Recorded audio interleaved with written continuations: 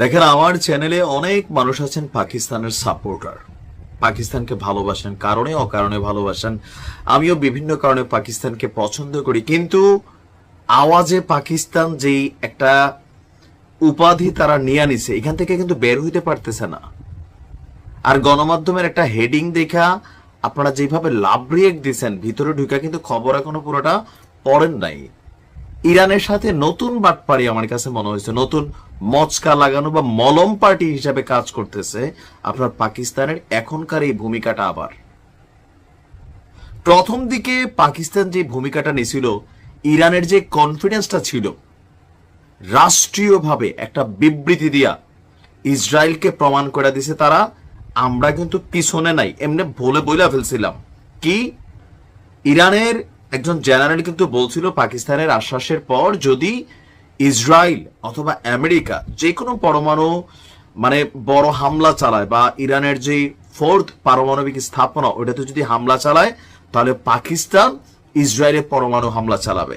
এমনকি পাকিস্তানের প্রতিরক্ষা মন্ত্রী খাজা আসিফ তিনি এই কথা বলছিলেন, গণমাধ্যমে আসছেন, আমরা সাপোর্ট করেছিলাম, পাকিস্তানকে ধন্যবাদ দিয়েছিলাম। কিন্তু নিহুর একটা পুরান ভিডিও যখন সামনে আসছে মাত্র 24 ঘন্টা পরে, ইরানের সাথে পুরো সীমান্ত বন্ধ করে দিছে পাকিস্তান, এখনো বন্ধ।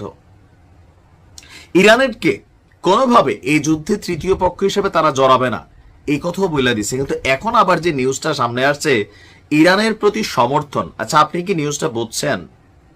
আমি বুঝাই যে এখানে আসলে কি হয়েছে। এটা ইরানকে মলম লাগানো ছাড়া আর কিছুই না ভাই। তোদের এই ধরনের সমর্থন আমাদের দরকার নাই, আমাদের দরকার হচ্ছে মেশিন দাও, ইরানের মেশিন দরকার।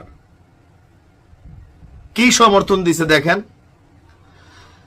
ইসরায়েলের সামরিক আগ্রাসনের বিরুদ্ধে ইরানের প্রতি সমর্থন জানিয়েছে পাকিস্তান। মানে ইরান যে ইসরায়েলে অভিযান চালাচ্ছে এটাতে সমর্থন জানাইছে, সারা পৃথিবীতে সমর্থন দিচ্ছে, মানে পশ্চিমা সিন্ডিকেটটা ছাড়া। গতকালকে টেলিফোন আলাপে পাকিস্তানের পররাষ্ট্রমন্ত্রী ইশাক তিনি তার দেশের সমর্থনের কথা জানিয়েছেন। এ সময় ইরানের পররাষ্ট্রমন্ত্রী আব্বাস আরাকচি ফোন দিছিল যে ভাই কি করা যায়, আসলে কোথাও না কোথাও তারা তাদের লবিং বা সামহাও একটু সাপোর্টিং এ ট্রাই করছে। তো সেইখানে আব্বাস আরাকচিকে বলা হয়েছে যে তিনি জানাচ্ছিলেন যে এই মুহূর্তে ইরানের স্থাপনা, অবকাঠামো, পরমাণু স্থাপনা, আবাসিক এলাকা, হাসপাতাল, চিকিৎসা কেন্দ্র, রাষ্ট্রীয় সম্প্রচার মাধ্যম সকল কিছুর উপর মানে নির্বিচারে হামলা চালাচ্ছে ইসরায়েল। ইরানও পাল্টা হামলা চালাচ্ছে। এখন তার এই বক্তব্য নিয়ে পাকিস্তানের যিনি পররাষ্ট্র প্রতিরক্ষা মন্ত্রী আছেন তার বক্তব্য হচ্ছে যে আপনার দুই দেশের এই যুদ্ধ পরিস্থিতিতে তৃতীয় কোন দেশের অংশগ্রহণকে তিনি উচিত মনে করেন না। মানে আমেরিকা যে যুদ্ধে জড়াচ্ছে এটাকেও তিনি উচিত মনে করেন না। তারাও যে ইরানকে সাপোর্ট করতে যেয়া কোনো মেশিনারিজ দিবে প্রকাশ্যে, এটাকেও তিনি সাপোর্ট করেন না। তারা বলছে যে যে কোনো দেশের অংশগ্রহণ এই যুদ্ধকে মধ্যপ্রাচ্য সহ গোটা বিশ্বে ছড়িয়ে দেবে। তো এই সমর্থনটা ভাই কাতারও বলতেছে, নিন্দা জানায়, তীব্র নিন্দা। এই ইশাক দ্বারা নিন্দা জানাইছে। আপনার এই নিন্দা জানানোতে ইরানের লাভটা কি হবে? সীমান্তটা বন্ধ করে দিচ্ছে কেন ভাই? আমার কথা হচ্ছে গোপনে হয়তো সহযোগিতা করবে, কথার কথা ধরে নিলাম। কেন গোপনে করবেন? আমার পিছনে যখন 10 জন মানুষ আছে, আপনি যখন জানবেন যে 10 জন কারা, বা আপনার পিছনে 10 জন মানুষ আছে, আমি যখন জানবো এরা কারা, বুঝায় কিন্তু আপনার সাথে আমি লাগবো না, তো লাগবো না, তাই না? যে আপনার সাথে তো বডি বিল্ডার আছে বা একজন উমুক আছে, এলাকার তুমুক নেতা আছে বা বড় ভাই এমপি মন্ত্রী বা একদম প্রশাসন, তখন আপনার সাথে সহজে কেউ লাগবে না। কিন্তু না থাকলে মনে করবো নিরীহ মারো।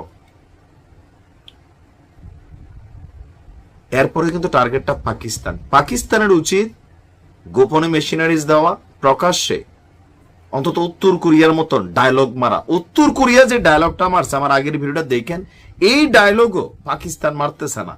তো লাভ কি এসব সমর্থন দিয়া? হোয়াট? পাকিস্তানিদের এই আওয়াজে পাকিস্তান ক্যারেক্টার ছাইরা রিয়েল ক্যারেক্টারে আসা উচিত, নয়তো পাকিস্তানে যেদিন ধরবে সেদিন আমরা কিন্তু ইসরায়েলের পক্ষে অবস্থান নিব। থেকে কনসেন্ট্রেশন একটু নড়ে যাবে না? জি, এই কাজটাই রাশিয়া করছে। তবে দীর্ঘদিন যাবত রাশিয়া যে জায়গা থেকে লড়াই করছে, রাশিয়া ইউক্রেন যুদ্ধে এখন রাশিয়ার যে ঘটনা গতকালকে যেটা ঘটেছে, আমেরিকা সহ পশ্চিমা দেশকে গোত্তা খাওয়ানোর মতন ঘটনা, এখন তাদের সিদ্ধান্ত নিতে হবে তারা কি ইসরায়েলরে সাপোর্ট করবে নাকি ইউক্রেনরে করবে নাকি কারে করবে, কারণ চারদিকে তো লড়াইটা লাগতেছে। দর্শক, লম্বা একটা সময় পর গতকালকে হঠাৎ করেই ইউক্রেনের রাজধানী কিয়েভে রাশিয়া ব্যাপক বিমান হামলা চালিয়েছে। আর এই বিমান হামলায় মার্কিন নাগরিক সহ প্রায় 15 জন, আমি যখন নিউজটি করছি নিহতের সংখ্যা 15, আহত শতাধিক, বা আজকে সারাদিনে এটা ডাবল ডিজিট না ট্রিপল ডিজিট হইতে পারে। আর আমরা যখন দেখছি যে একদিকে যখন ইরানকে পশ্চিমারা গোত্তা খাওয়ানোর চেষ্টা করছে, ইসরায়েলকে সর্বোচ্চ সাপোর্টের চেষ্টা করছে জার্মানি, যুক্তরাজ্য, আমেরিকা, ঠিক এই রাষ্ট্রগুলোই আবার কিন্তু ইউক্রেনকে সহযোগিতা করে। ভান্ডার তো একটা, কত দিবে, আবার তাদের দেশের জনগণ কি বাধা দিচ্ছে না? দিচ্ছে। এই পরিস্থিতির মধ্যেই রাশিয়ার এই হামলা পশ্চিমাদের জন্য সিদ্ধান্তহীনতায় ভোগার একটা সিচুয়েশন তৈরি হচ্ছে। কারণ যদি এই হামলাটা, যুদ্ধটা শুরু হয়, ইরান ইসরায়েল যেভাবে আছে ফুল যুদ্ধে চলে যায়, তাহলে পশ্চিমারা ইউক্রেনকে আপাতত ছাইরা দিবে, ছাইরা দিছিল না মাঝখান দিয়ে, ঠিক এরকমের ছাইরা দিবে। আপনার এই কিয়েভের মেয়র ভিটালি ক্লিচকো বলছেন রাশিয়ার হামলায় আহতদের চিকিৎসা সেবা প্রদানকারী চিকিৎসকরা যে বাড়িতে ছিলেন তার বিপরীতে একটি বাড়িতে আপনার বড় ধরনের একটা বিস্ফোরণ হয়। এরপর একে একে কিয়েভের, রাজধানী কিয়েভের বিভিন্ন গুরুত্বপূর্ণ জায়গাতে রাশিয়া ব্যাপক আপনার বিমান হামলা চালিয়েছে। রাশিয়ানরা ক্ষেপণাস্ত্র এবং স্ট্রাইক ড্রোন ব্যবহার করে একযুগে এই হামলা চালিয়েছে। কিয়েভের আবাসিক ভবন, অনাবাসিক ভবন এবং কি সামরিক স্থাপনা, বেসামরিক স্থাপনা, সকল কিছুতেই গণহারে আপনার অভিযান চালাচ্ছে রাশিয়া। মার্কিন যুক্তরাষ্ট্রের যুদ্ধবিরতির মধ্যস্থতার প্রচেষ্টা সত্ত্বেও মস্কোর এই আক্রমণে অনেকটা বিস্ময় প্রকাশ করেছে ইউক্রেন প্রেসিডেন্ট জেলেনস্কি। পশ্চিমাদেরকে বলছেন যে এই মুহূর্তে তাদের মনোযোগ ইউক্রেন থেকে সরে ইসরায়েলের দিকে যাওয়া উচিত না। দেখছেন হালকা খাবলা খাবলি আছে, এটা মাঝখানেও হয়েছিল। ইউক্রেন প্রেসিডেন্ট জেলেনস্কি মনে করছেন এই মুহূর্তে ইউক্রেনকে আকাশ প্রতিরক্ষা ব্যবস্থা হিউজ পরিমাণে দেওয়া দরকার। ওই দিক দিয়া ইসরায়েল আবার পশ্চিমাদের কাছে আকাশ প্রতিরক্ষা ব্যবস্থার জন্য আবেদন জানিয়েছে, আবদার জানিয়েছে। কেন? ইরানের ছোড়া ক্ষেপণাস্ত্রগুলোকে মানে প্রক্সি, অরিজিনাল, ডুপ্লিকেটকে সামলাইতে গিয়ে একটা বড় ধরনের স্টক খরচ করে ফেলছে, এখন স্টক খালির দিকে, যুদ্ধ বড় আকার ধারণ করছে। সো আমাদেরকে দাও। এদিক দিয়ে ইউক্রেন বলতেছে ভাই আমাকে দাও।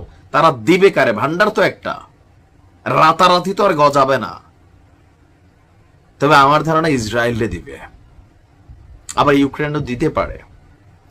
পুতিনের এই মুহূর্তে উচিত আরেকটু বড় আকারে অভিযান চালানো, ইউক্রেনকে একটু তামা তামা করে দেওয়া, যেন যারা দাতা দেশগুলো আছে এরাই তো সব জায়গায় যুদ্ধ লাগাই রাখছে রাশিয়ার বিরুদ্ধে, ইরানের বিরুদ্ধে। সো টেকনিক্যালি হলেও বড় আকারের অভিযান চালানো। ধন্যবাদ পুতিনকে, ভালো থাকুন।